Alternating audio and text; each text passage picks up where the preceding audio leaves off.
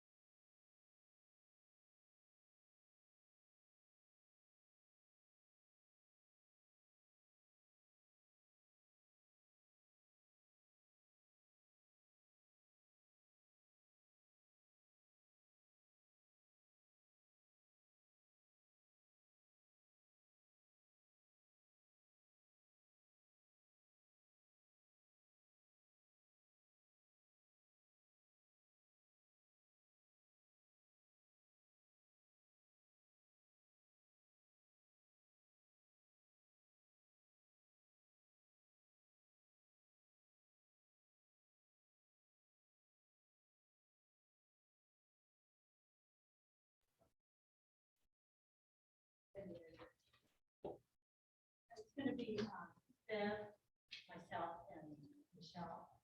I'm not very good at speaking. Everybody's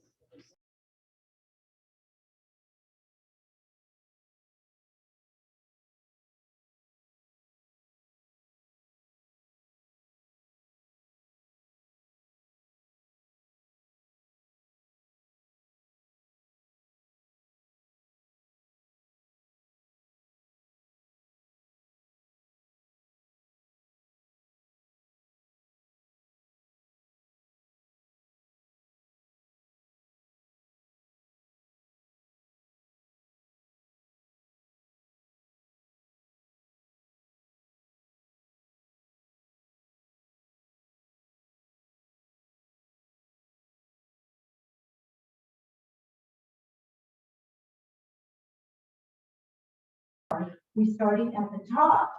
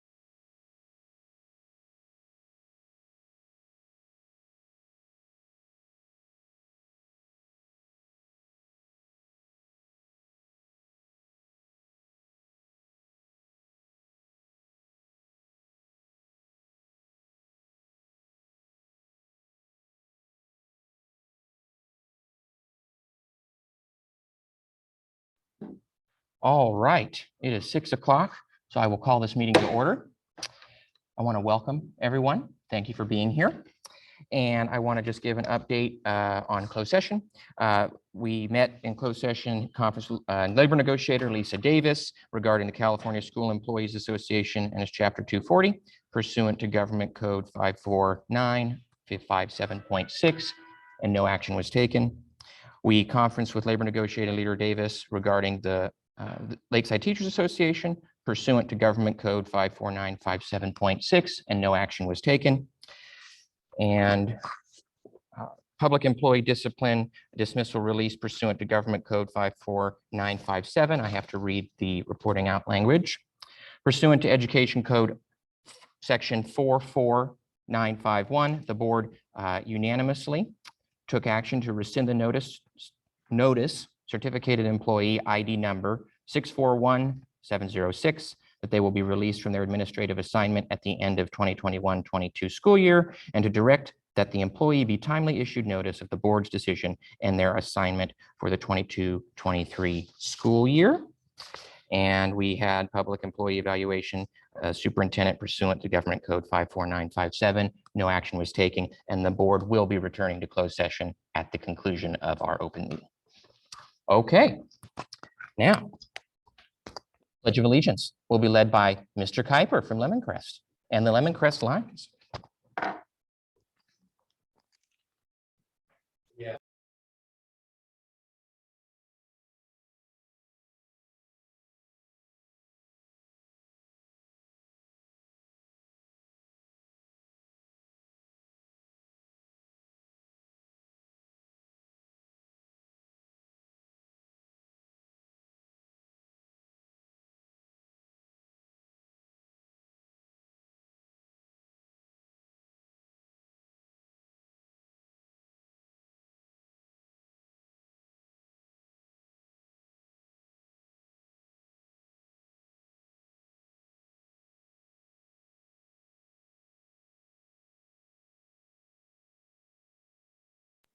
Thank you. You guys did great.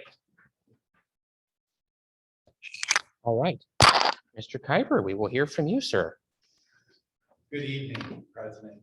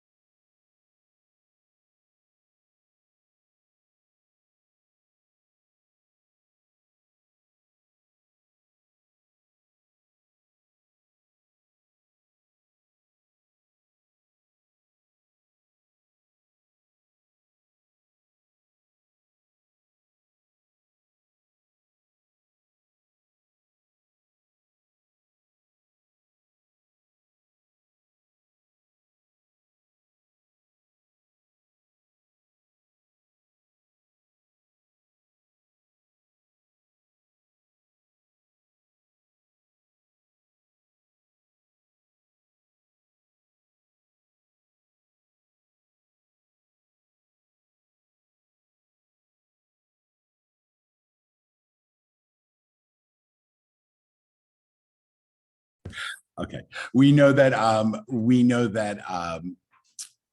there has been some learning loss over the 2-year gap of normal learning. So we've really kind of focused on closing that closing that gap and giving equitable opportunities for all of our students.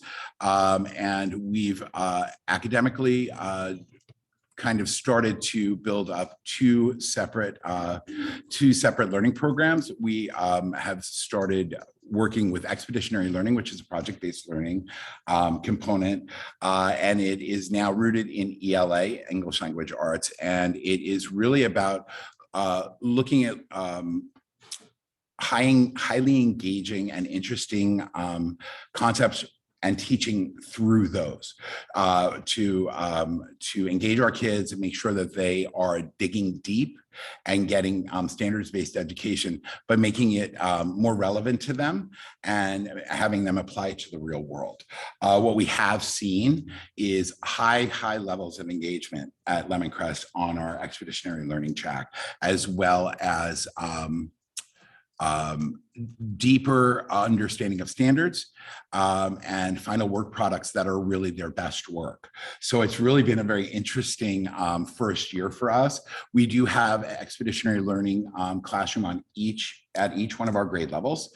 And we are going to be adding 2 more, I believe, next year. So there'll be more opportunities for our students to do those deep dives into standards-based curriculum. It also has a component of character and empathy.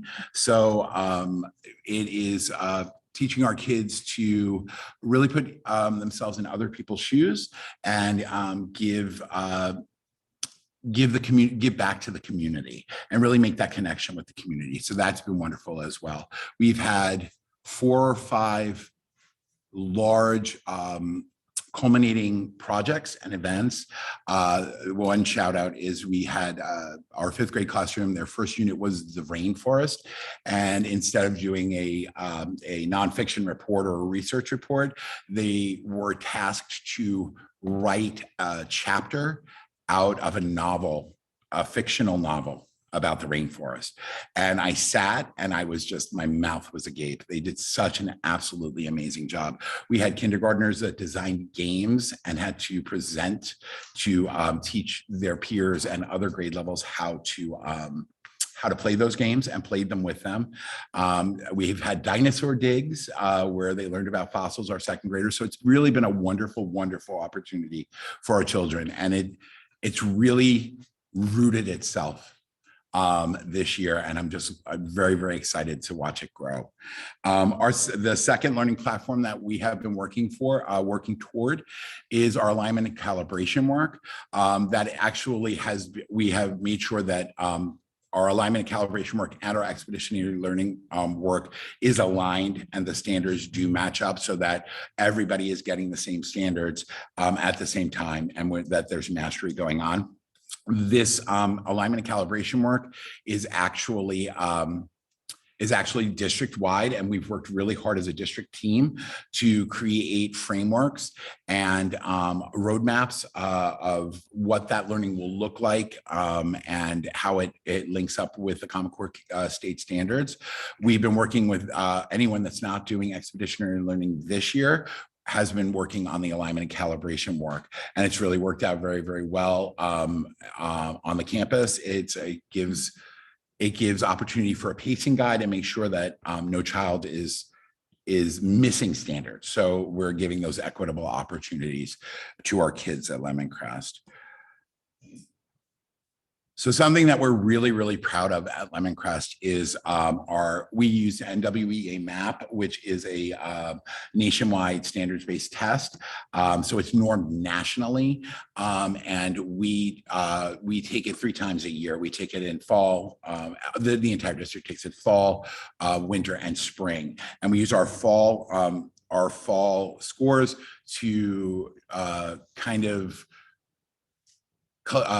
calibrate and make sure that our kids, are getting what they need. And then we have a jumping off point, and then we kind of base our growth. Our fall to winter scores at Lemoncrest were absolutely amazing. If you take a look up on the screen, the first is English language arts.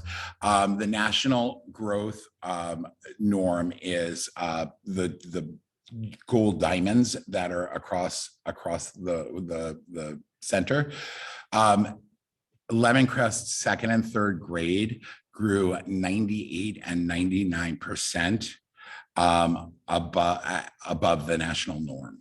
So it's not just Lakeside or not just East County or not just San Diego or California. This was across the country that they were in the 98th and 99th percentile in second and third grade.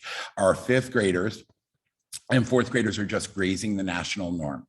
And if you go over to math, the same thing is applicable. Our third, fourth, and fifth have all hit the national norm or surpassed the national norm. So we're working really, really hard to close that gap that was caused by COVID and really keep our kids engaged and using the data to drive instruction. And that's really the most important thing is engagement and using that data to keep coming back to the data and knowing where our kids are struggling. And that's really what our mission has been this year, because as we know, the last 2 years have not been normal for our kids. And there are learning gaps that have come up along the way.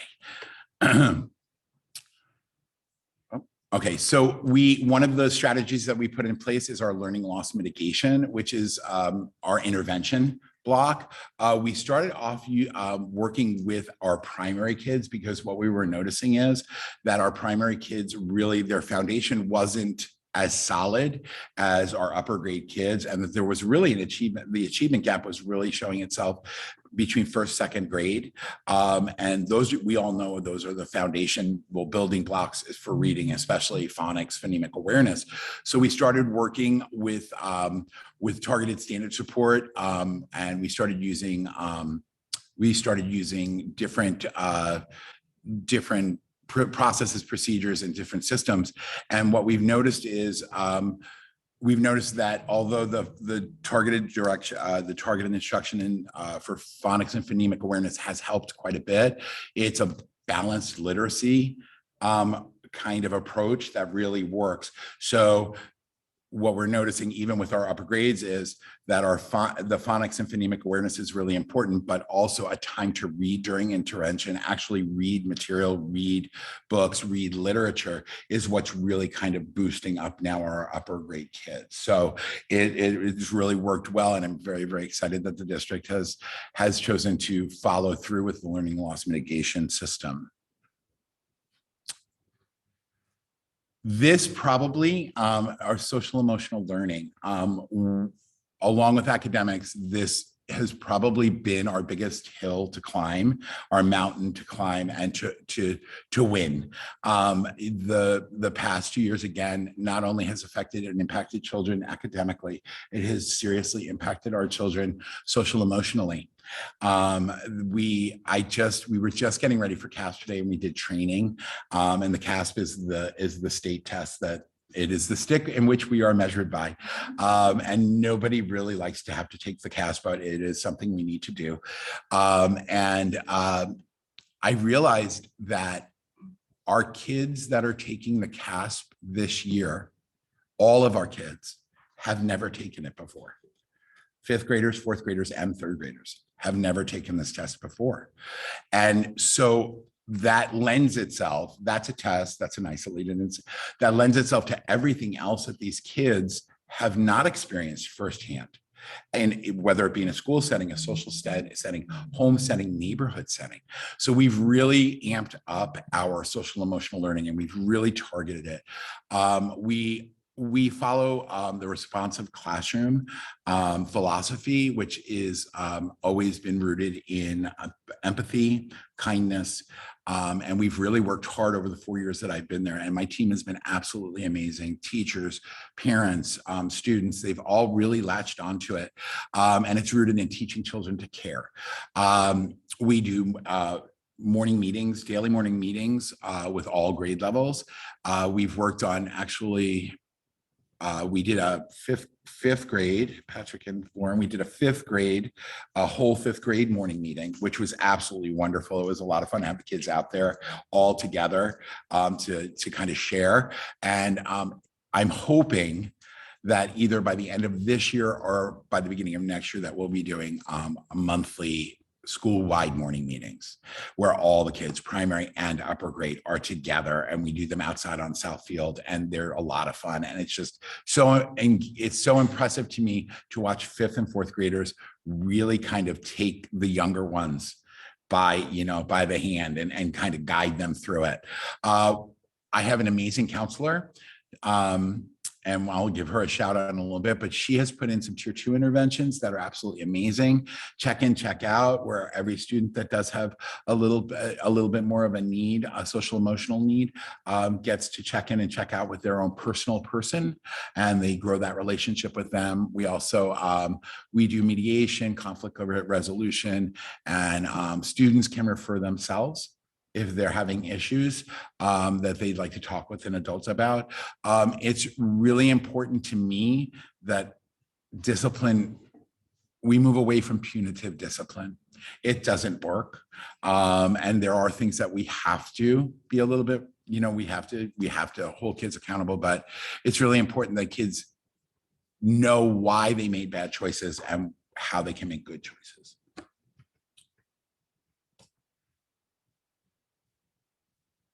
Okay, so this is always my favorite slide.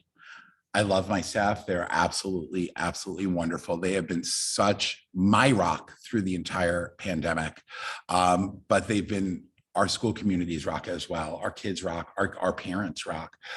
They've gone above and beyond. There are a few people though, that without them, we would not have been able to soar as high as we have through the pandemic. So I do want to give a few shout outs. Lauren Davis, our custodian, has been absolutely amazing. He has made sure that our kids are safe and things are clean and things are sanitized, and that and he takes a lot of pride in his job and in our school. He is definitely got the heart of a lion. I'd like to do a shout out to my counselor, Elisa Williams, who has gone above and beyond. She is incredible. And I want to give a shout out to her. Ms. Williams is out on maternity leave. And I want to give a shout out to her replacement, Christy Kaufman, who stepped into the middle of a play and has seamlessly made herself aware of all of our kids that really need her the most. Kelly Fleming, who is my playground coordinator, who I can't say enough about. She scheduling, keeps our kids engaged on the playground. She cohorted kids. She's amazing. And then Medina Rusbold, Brandy Whitehurst, and Haley Abbott, who have saved us from all of the COVID decision tree changes and all that kind of crazy stuff that's gone along with COVID. So, but the rest of the staff, you are absolutely amazing. I love you, and I couldn't do it without any of you. We couldn't do it without any of you, and our kids would not be where they are now.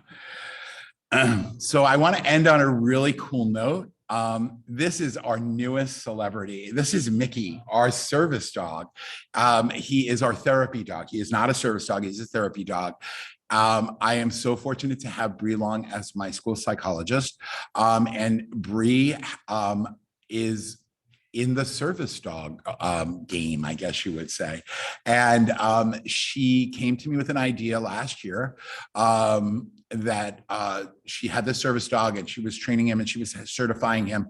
And so it was right before Dr. Taylor came on. And so we waited a little bit, and Dr. Taylor came on and I pitched the idea. And she was like, have at it. That's a wonderful idea. And I have to tell you, he is the best dog. He is the sweetest dog. I have 3 dogs. I wish he was one of my dogs, because he's got so many more manners than my dogs. My favorite picture on this slide is Mickey with the bucket. Okay, because anybody that's familiar with the story, The Bucket Filler, and now don't be, it's about filling other people's buckets and making people feel good about themselves and doing great things for other people. And it's don't be a bucket dipper, be a bucket filler. Well, Bree designed this entire lesson for across the school. And Mickey was the bucket filler. And there he is with his bucket, and they filled his bucket, and he is just a light, and we love him, and he is going to be with us forever. I'm never letting him go. And that's his school picture, and he's wearing a bow tie. So he got all dressed up for the picture. So again, there are so many wonderful things going on at Lima Crest. I am so excited to move forward next year and really dive deeper into expeditionary learning and really set the tone for alignment and calibration and just keep moving forward, in the words of Walt Disney. So thank you all for giving me your time and your ears. And I probably went over 5 minutes. All right. Thank you. Are there Thank you, any Keith. questions? Any questions? Well, thank you for being here, Keith. We All right, I appreciate it. appreciate it. Do I just close this or do I leave it open? All right. Thank you very much. All right, we are on to trustee reports. We will start with trustee LaChapa. Okay, I am muted. Hi, everyone. We're in the middle of rodeo week, Western Days, so I just wanted to give a shout out to the Stadium Association. I was able to go to a mixer and learn a little bit more about the Stadium Association, and I thought it was a good idea because they really shared all the great stuff that they do. I mean, I physically know what they do for Lakeside, and I just wanted to thank them. And hopefully everyone's going to have a good rodeo weekend and go and do our volunteer work. But with the stuff that they do for the youth is amazing. And I'm just glad that with COVID that we're still able to not only have a rodeo, but add an extra night. So,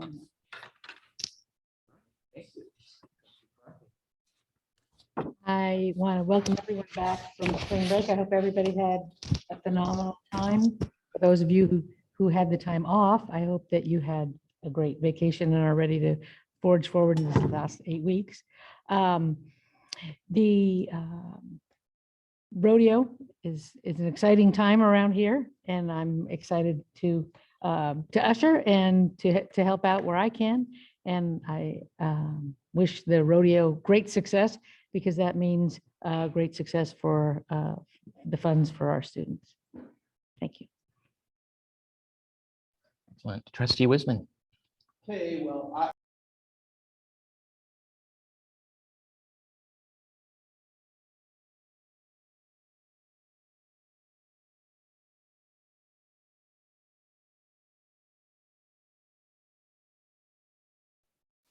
used to be on the Stadium Association, and I remember carrying big bags of ice to get the ice ready for the concession stands and stuff. But so I don't have to do that anymore, but I'm happy to go and volunteer and at least take tickets on one of the days. So I do appreciate their support for the kids of Lakeside, because that's really important.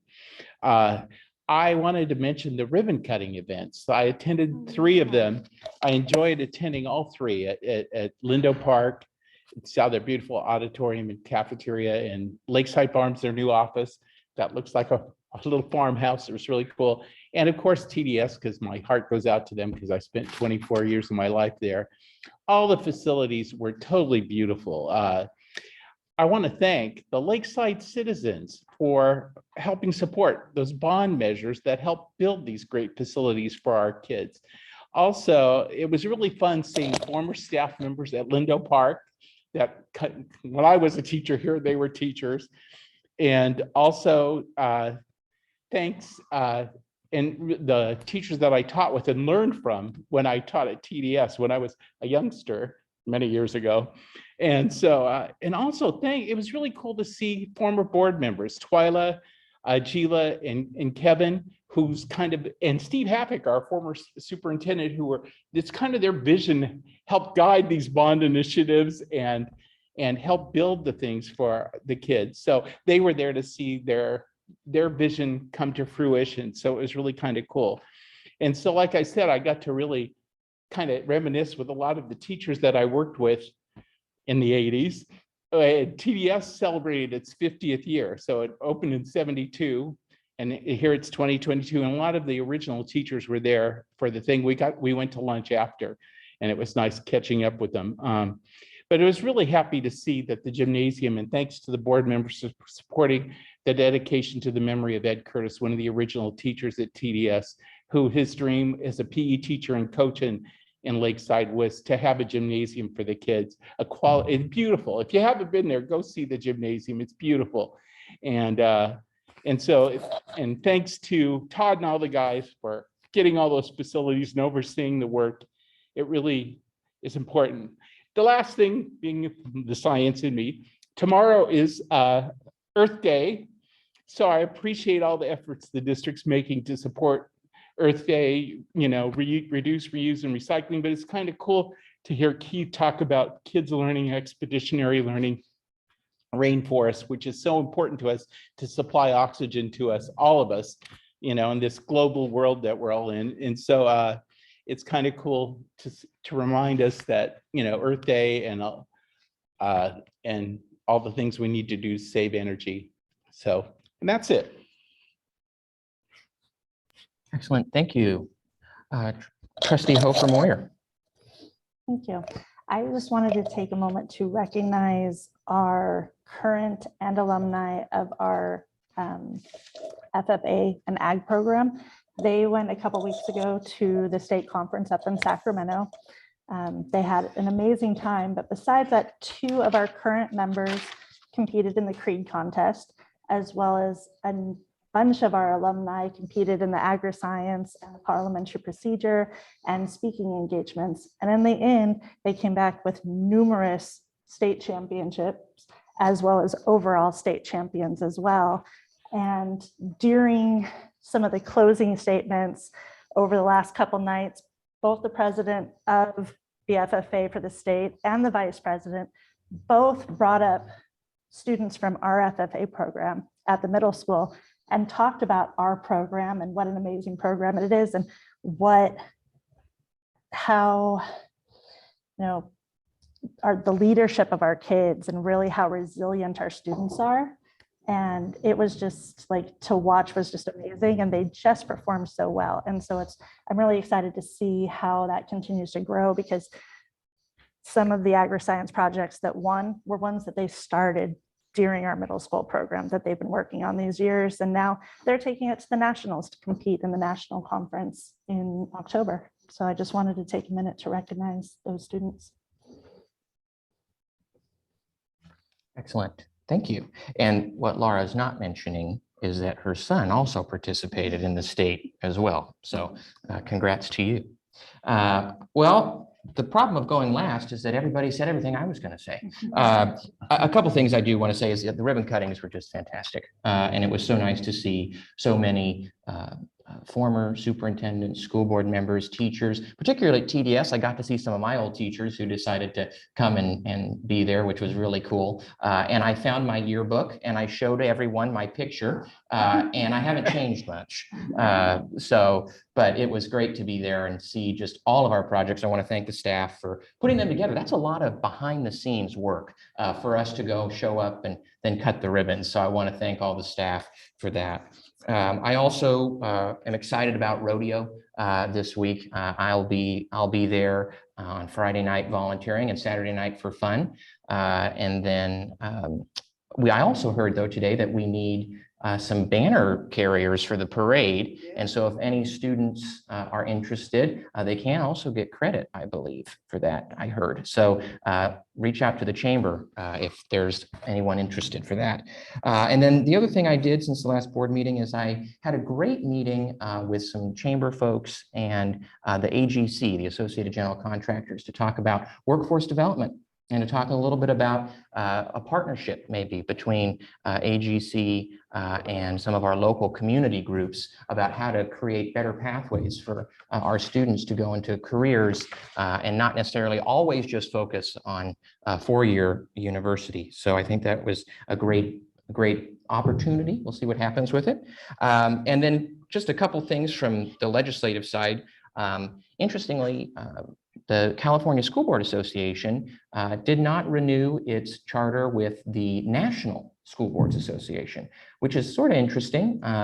partly because California School Board Association has really invested a lot of time and effort into our efforts in Sacramento, in DC. And so we found that we've gotten more benefit as an association from our own folks than we did from NSBA. So we're pushing forward with that. And some interesting items in the federal budget have to do with special ed funding. And I'm really excited to see where that sort of moves forward, because we certainly need the feds to come and increase funding. We need them to do that. So I'm very excited to see where that goes. And then lastly, in Sacramento, SB 871, which was the K through 12 vaccine mandate bill, was pulled by the author. So there are numerous other bills that CSBA is tracking, but certainly that one has been pulled. And I think that creates some relief for logistics for districts across the state. And that's my report. All right. Now we'll move into public comment. So Lisa, do we have any commenters? No public comment. Okay, then moving right along. So we have a public hearing. The governing board will conduct a public hearing to receive input regarding a tentative agreement with the Lakeside Teachers Association to resolve negotiations for the 2021-2022 school year. Do we have any comments, Lisa? Okay, then I will close that public hearing. All right. An approval is requested of a tentative agreement with the Lakeside Teachers Association to resolve negotiations for the 2021-22 school year. Do I have a motion? And a second? I'll second. All in favor? Aye. Okay. Approval is requested of a disclosure of the collective bargaining agreement for the tentative agreement with the Lakeside Teachers Association to resolve negotiations for the 2021-22 school year. Do I have a motion? I'll make that motion. I'll second. All in favor? Aye. Okay. Approval is requested of the following salary schedules per the tentative agreement with the Lakeside Teachers Association for a 2% increase on the salary schedule effective July 1st, 2021, and an additional 1.5% increase on the salary schedule effective March 1st, 2022. Do I have a motion? I'll make that motion. I second. Second. All in favor? Aye. Okay. And approval is requested of the following salary schedules for a 2% increase on the salary schedule effective July 1st, 2021, and an additional 1.5% increase on the salary schedule effective March 1st for superintendent, management, and confidential. I would like to make a motion to table this item. Do I have a second? I second. All in favor? Aye. Okay. Now we get to my favorite part. And I wrote it down this time, so I think I got it right. Okay, Okay. like this. I need a motion to designate the items up to the consent agenda. Do I have that motion? I'll make that motion. Okay, do I have a second? I'll second. Okay, all in favor on that? Aye. Okay, now, are there any items anyone would like to pull? I would like to pull 2.2, 2.4, and 4.12. Anyone else like to pull any items? Okay, so I would like to entertain a motion for all items on the consent agenda or on items of business other than 2.2, 2.4, and 4.12 for our approval. A motion. I'll make that motion. Second. All in favor? Aye. Great. Boom. Boom. Got it. That. It's harder than it looks, folks. All right. 2.2, I just wanted to pull that to just acknowledge that May 4th is the day of the teacher in our district, and just want to thank all the teachers for their hard work this year and looking forward to next year and enjoying their summer. Can you believe someone had mentioned to me earlier, 37 days until the end of the school year? That's crazy. I mean, 37 school days. That's crazy. I mean, flying by. Anyway, I want to thank our teachers, so thank you. I will entertain a motion to approve unless there's other comments. No, I would like to also thank our teachers for all the hard work that they've done, especially through all this craziness of COVID and all the other stuff and all the state mandates and other mandates that they're on the front line and have to deal with. Plus, look at seeing the achievement data from Lemon Crest. And so kids we know back in school are happy in their learning, and that's the most important thing. So I'll say kudos to all of our teachers in Lakeside. Yeah, I would like to echo that as well. Thank you to all the teachers. I think it'll be nice for us to be able to have food and stuff on campus. I know I'm making salsa for teacher appreciation for Lindo Park, so it's just be nice. That was the other good thing about the ribbon cuttings, just being there, physically being there in a group again felt so great. Any other comments? I would just like to say that I would really like some of that salsa that you're going to make. That sounds really good. Okay, tell me when you're going to do it. All right, I will make a motion to approve that. Is there a second? I'll second. All right, all in favor? Aye. Okay. All right, moving on, 2.4. So I wanted to pull 2.4 because as I was reading through this is the revised COVID prevention plan. And as I was reading through it, I said, oh, I got a little confused because I said, well, wait, this is all changed. And so Superintendent Taylor, Dr. Rhonda Taylor, would you explain sort of the gap there? This is a plan that checks the box for OSHA and for our requirement to meet the requirements for the California Department of Public Health and our county requirements. So this plan was up to date at the moment it was written, but it's not, it just has to be published. And then I'm working on another plan that reflects the changes with the mask alleviation and the current COVID tree. And you have to understand that the COVID decision tree changes at least weekly. There was times it was changing every hour, but it's slowed down, but it's at least weekly. So it was accurate for the time. We just need to file it and have it go, and then we'll put the other one up that's reflective of what's going on. So thank you for that. Okay, I will make a motion unless there's any other comments on that. Okay, I will make a motion to approve. Is there a second? I'll second. Okay, all in favor? Aye. Okay. And lastly, 4.12, I just wanted to acknowledge all of the folks who make generous contributions to the district, from the Kiwanis Club of Lakeside to the Stadium Association, to all of our contributors to the district. I just wanted to thank them. I would like to also thank them. All right, I will entertain a motion to approve. I'll make a motion. Second? I'll second. Okay, all in favor? Aye. Aye. Excellent. All right, moving on. All right, we are on to our discussion items. So we have a first reading of Board Policy and Administrative Regulation 4131, Staff Development. Any edits or recommendations that you see? None? Okay, that'll come back to us. We have a first reading of Administrative Regulation 4161.8, 4261.8, 4361.8, Family Care and Medical Leave. Any edits or questions for staff? Okay, that'll come back to us. We have a first reading of Board Policy and Administrative Regulation 4157.1, 4257.1, and 4357.1, work-related injuries. Any thoughts? Okay, that'll come back to us as well. And we have a first reading of Administrative Regulation 4161.2, 4261.2, 4361.2, personal leave. Any comments, questions, concerns? All righty then, it'll come back to us next month. And lastly, a first reading is requested of Board Policy 4161.3, professional leaves. Any comments or questions?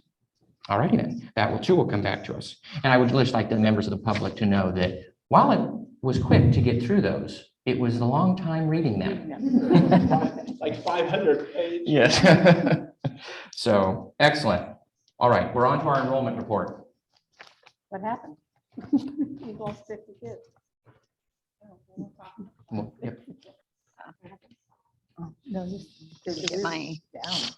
yeah, so we have gone down. I went back and looked at the numbers. So just There it between January and February, we're down 55 students just in that month. I went back to the beginning of the year for our first month of school and just kind of tracked each month. And overall, between the start of the school year to the end of February, the enrollment's actually down 40 students. When you take, there was a little bit of growth the first couple of months, and then just from October, November, month 3 on, there's been a definite decline. The biggest decline that we hit was in month 4, the November, December. There was a reduction of 24 students. So it seems like either people are moving and waiting until some of those breaks to make any changes with their children. And then just overall, if you're looking at from year to year, we're down 200 students from this time of year to last. So I think it's just the nature of it. I am glad to hear that the pause button was pushed on the vaccine, because that was really concerning me. Moving into enrollment and moving into next year, I do believe that as we're getting enrollment for this year, for next year, I believe we're probably going to see some more enrollment reductions, a decline, because I think people are waiting for their students to finish the school year. Housing prices are up. It's an optimal time to sell. And there's just families, and especially if, this community in East County, there's a lot of people who are just just dissatisfied with how things are going, and then moving out of state. I know personally, I know quite a few people that are either have already or are waiting until the summer to move. So I'm still holding my breath to see what it's actually going to be looking like for next school year. Thank you. Any questions? No. I guess my question would be, do we like track how or why they're leaving? I remember at one point we were told like, oh, I'm moving out of state, or there's an option for them to do that. Do we track that data at all? I believe yeah, Terry's like, I was going to ask the illustrious Terry, but I can't engage. So I'd like to Sorry, I'm engage kinda at like, some point. Yes, and I do know we have to send CUME files to when parents do. So, there's that mechanism of tracking. But if a parent, if they're opting for a homeschool type option, and there's always a certain percentage that you just kind of don't know where they are. Yep. They don't request where to send their teams. They Yeah. just say, Well, my two big concerns is, one is if they're leaving the state, or if they're going to other districts. If they're going to other districts, we'll get them back. Yeah. But I just would like to sort of know where we can target our efforts, because I think that's important for us with programs, as we are thoughtful about how we revamp some of our programs. Might be helpful. Do you remember the number? 110,000. 110,000. And that was statewide, and that's the biggest number that the state has seen since pre-recession. And it's and they're not looking at it climbing. They're looking at just to continue. But that was like the highest number the state has seen in usually it's around, in any normal year, I think it was between 40,000-60,000. In this on the natural trend of the decline that the state's been seeing, that's the trend has been that number. And then, yeah, it's 110,000. So that was just ginormous for the state to see that kind of a dip. So luckily, legislation is looking at some alternative, because school districts it's just a big hit any way you look at it. Or even if you're prior year funded, we've been in this hold harmless pattern for ADA funding.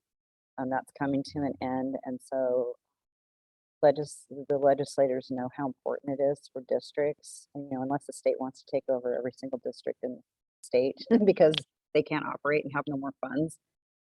They need to do something about the funding mechanism of ADA, whether it's a 3-year rolling average or something that's going to help school districts with, getting rid of these, dips and that keep happening in any declining enrollment school, is to try to help. If you are declining, it's going to be a very gradual, and you can plan. If it's a 3-year rolling average, then at least you have a better planning mechanism for your funds.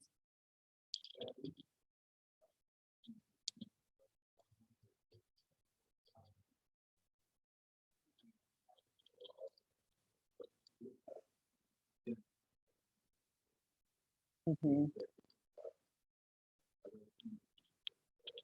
And TK, what we're gonna see is, and I've been talking with my peer group just across the county, and we're all seeing the same type of TK enrollment. Just even right now, we're not even like deep into getting like solid numbers. It is going like gangbusters. Like they're coming out of the woodworks. Mhm.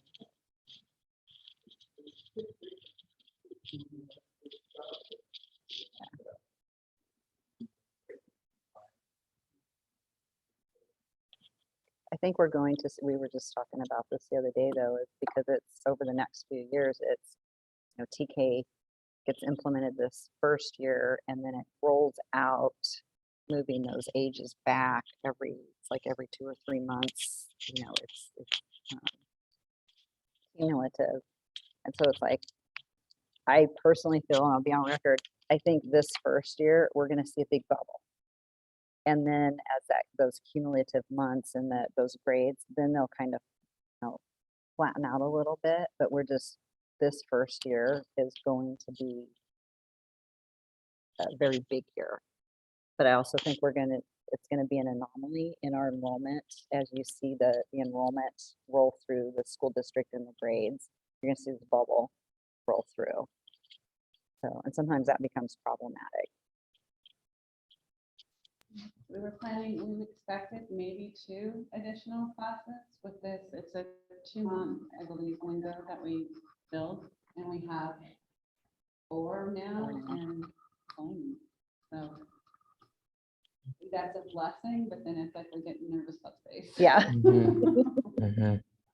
Yep. All right. Thank you. Thank you. All right. We will move to our labor partners. Carrie Strong.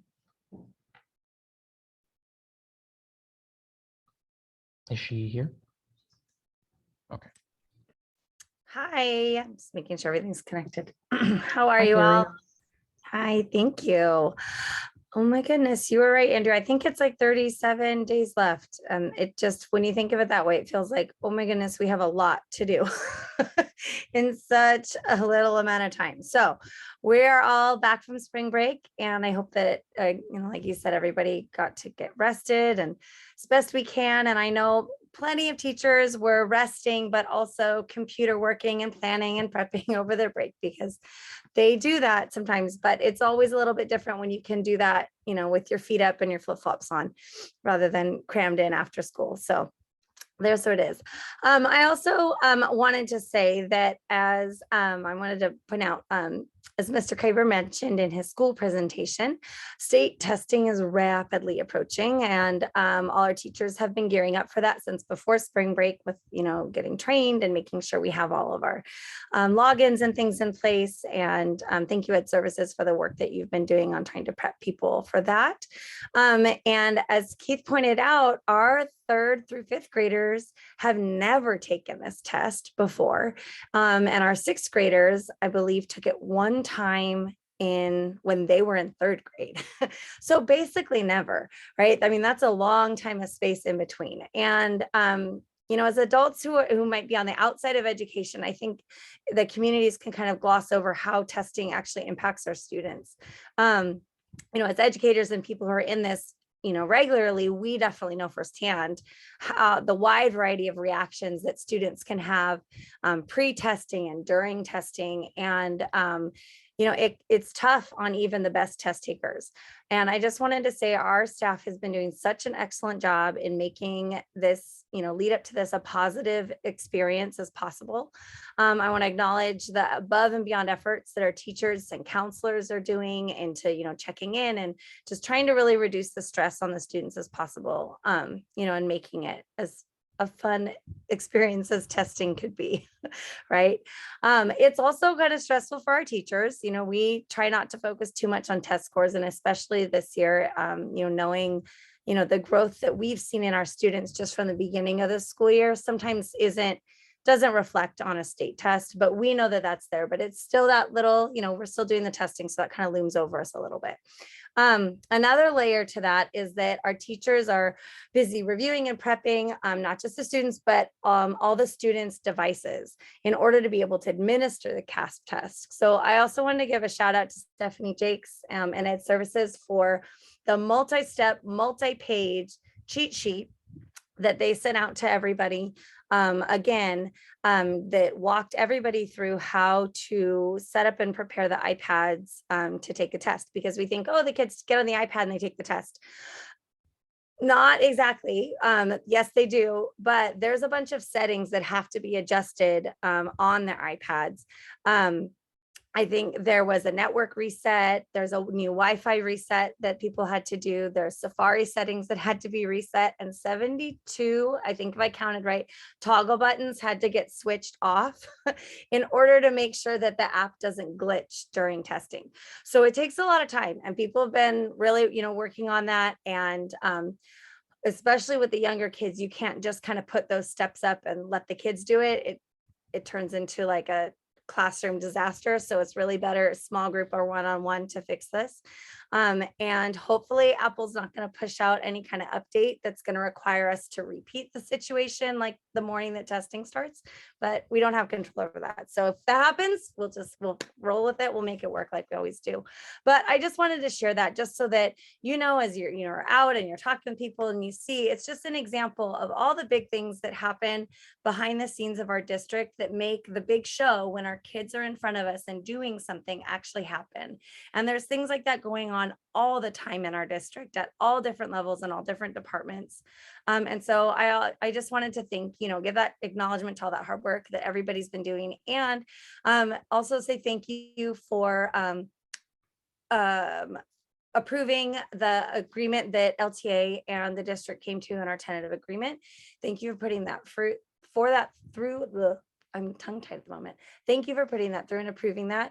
And also I want to say thank you for tabling the article that you tabled. I think it's a respectful and responsible way to have a discussion around that for our CSEA members, just to, make that process with them go forward and, be able to come to a fair and constructive, have constructive conversations. So thank you for doing that.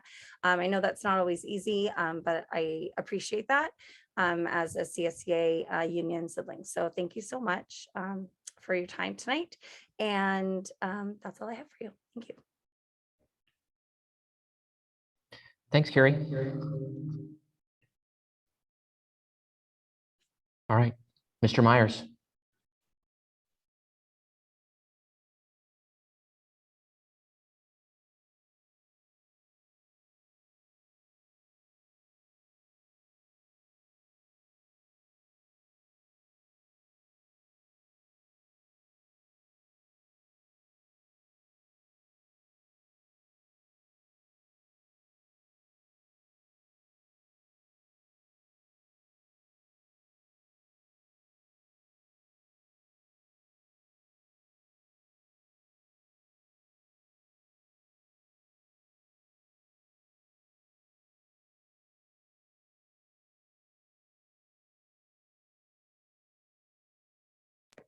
Oh, hi, everybody. I look forward to next week with the you stand here with me, Lisa. Why won't it? Oh, well. you don't get to be seen. Oh, okay. Well, I look forward to next week with the district and negotiating with the district's team. I feel confident that we can definitely get some things taken care of. I don't have too much more to add besides tomorrow. And knowing that now it is Earth Day, I will dig a hole for Dawn somewhere on one of our campuses. No, we'll probably be fixing something. So Put a tree. yeah, we'll get that taken care of. But anyway, I don't have too much more. So thank you very much. Thanks, David. All right, we will have Lisa Davis present overall business and operations updates. I don't have too much to comment on. Everybody's back from break. Anybody who took some time off. There was a definite skeleton staff still in the district, working diligently away. So shout out to everybody who was doing that. And not too much to comment on right now. Thank you to all the departments that hung in there over break. Thank you. All right, Dr. Natalie Winspear. Okay, I also don't have a whole lot to report tonight, although you're going to be hearing a lot from me next month and in June. So I'll give you a bit of a break this month. Our district-wide professional learning community number 4 is happening next week, and we will be providing professional development for all of our teachers on evidence-based components of high-quality instruction.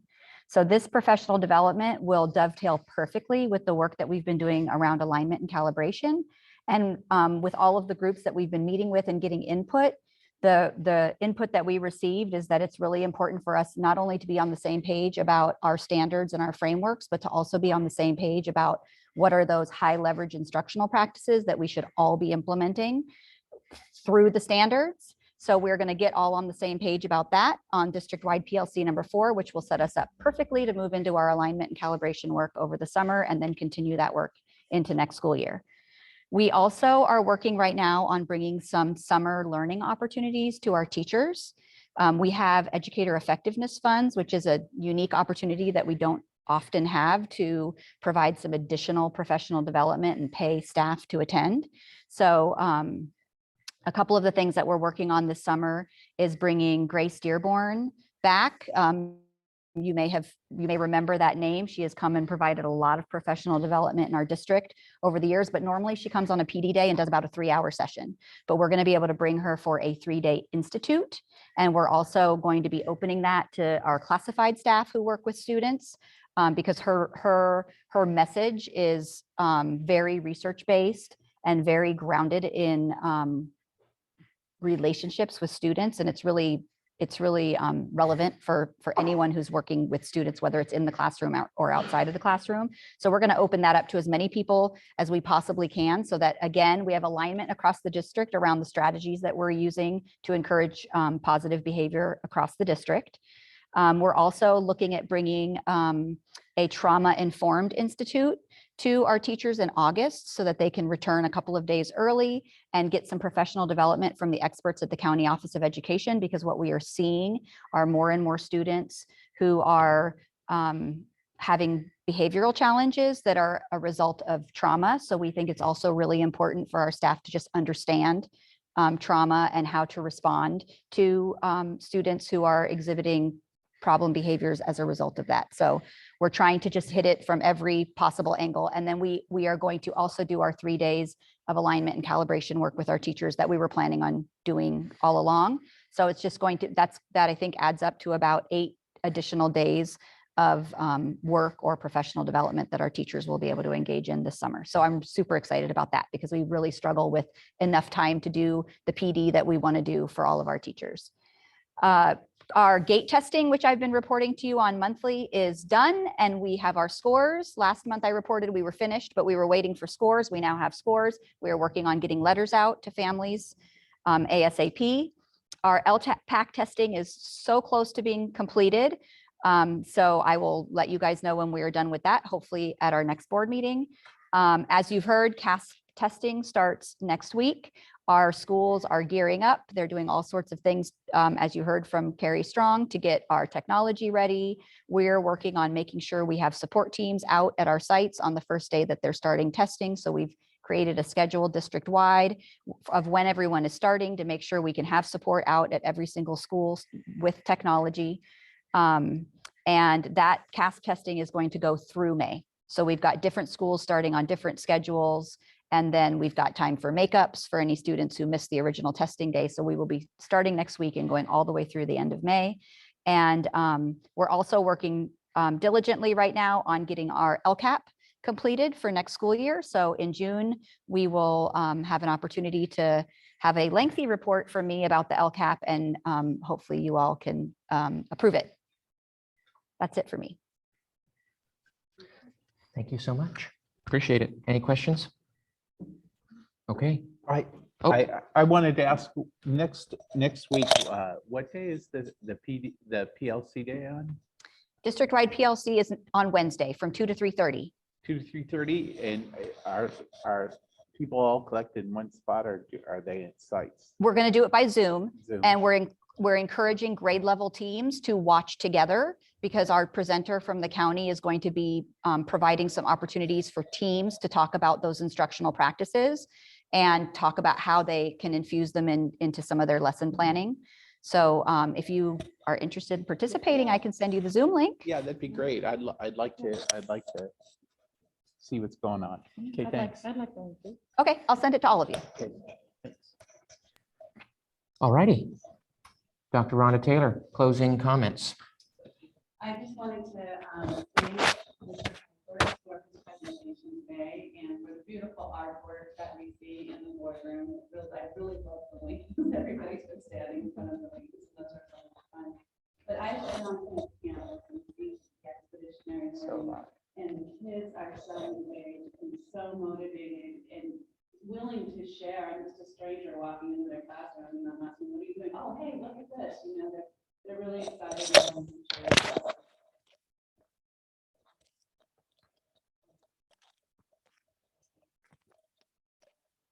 Also just wanted to welcome everybody back from spring break, because I think we all needed a break, but it's nice to be back and be dedicated. And it's 37 days, just boggles my mind, but you know, just happy to be back and be getting ready for our testing so our students can show what they've got, you know, and I know that everybody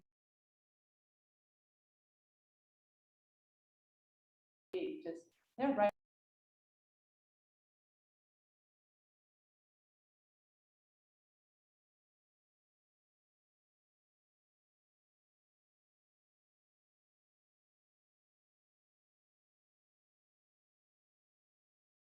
What role you have in this district, we're all in support of student learning. That's what we do, and we're together in support of that.